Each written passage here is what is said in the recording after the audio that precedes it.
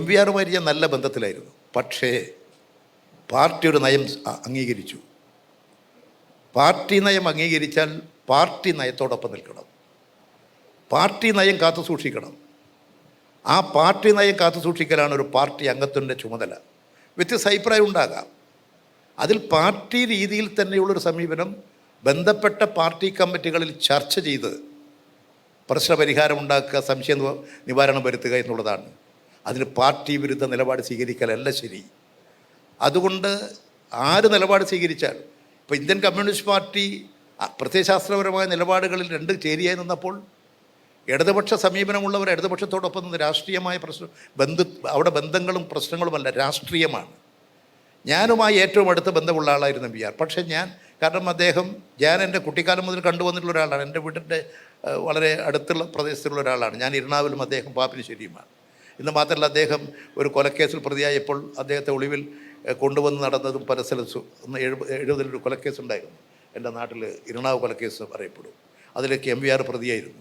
അന്ന് അദ്ദേഹത്തെ ഒളിവിൽ കൊണ്ടുപോകാൻ, പാർപ്പിക്കാൻ ഒക്കെ ഒരു വലിയ അല്ലെങ്കിൽ ഒരു എളിയ പങ്ക് വഹിച്ചിട്ടുള്ള ഒരാളാണ് ഞാൻ. അപ്പോൾ അങ്ങനെയൊക്കെ അദ്ദേഹം എൻ്റെ വീട്ടിൽ ഒളിവിൽ താമസിപ്പിച്ചിട്ടുണ്ട്. അച്ഛൻ പോലും അറിയാതെ എൻ്റെ വീട്ടിൽ ഒളിവിൽ താമസിപ്പിച്ചിട്ടുണ്ട്. അങ്ങനെയൊക്കെ പ്രവർത്തിച്ചിട്ടുള്ള ആളുകൾ അത് വളരെ വ്യക്തിബന്ധമുണ്ട്. പക്ഷേ രാഷ്ട്രീയ പ്രശ്നങ്ങളിൽ എന്താണോ പാർട്ടി നയം, ആ നയത്തോടൊപ്പം നിൽക്കുക. അതിനോട് വ്യത്യസ്തമായ അഭിപ്രായങ്ങളുണ്ടെങ്കിൽ പാർട്ടി രീതിയിൽ ചർച്ച ചെയ്ത് പരിഹാരം കാണുക. ഭൂരിപക്ഷത്തിന് ന്യൂനപക്ഷം കീഴടങ്ങുക. അത് തത്വമാണ്, സിദ്ധാന്തമാണ്. അഭിപ്രായമുണ്ടാകാം, ആ അഭിപ്രായങ്ങൾ പലർക്കും ഉണ്ടാകാം. പക്ഷേ ആ അഭിപ്രായങ്ങൾ എങ്ങനെയാണ് തീരുമാനത്തിലേക്ക് എത്തുക? ഭൂരിപക്ഷത്തിന് ന്യൂനപക്ഷം കീഴടങ്ങണം, ഭൂരിപക്ഷ നയം നടപ്പിലാക്കണം.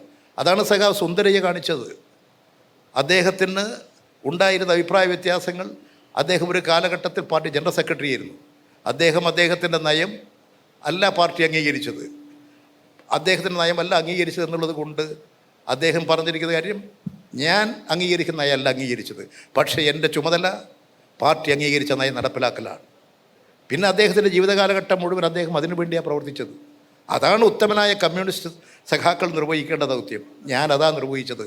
വ്യക്തിബന്ധങ്ങളല്ല, രാഷ്ട്രീയ നയങ്ങൾ, രാഷ്ട്രീയ സമീപനങ്ങൾ, അതാണ് നമ്മെ ഒന്നിപ്പിച്ചിരിക്കുന്നത്. എന്തുകൊണ്ടാണ് കമ്മ്യൂണിസ്റ്റുകാർ ഒന്നിക്കുന്നത്? രാഷ്ട്രീയമായ നിരീക്ഷണമാണ്, ഒരു ഒബ്സർവേഷനാണ്, ആശയപരമായ പൊരുത്തമാണ്. ആ ആശയപരമായ പൊരുത്തം, അതിൻ്റെ അടിസ്ഥാനത്തിൽ ചിന്തിച്ച് പ്രവർത്തിക്കാൻ കഴിയണം.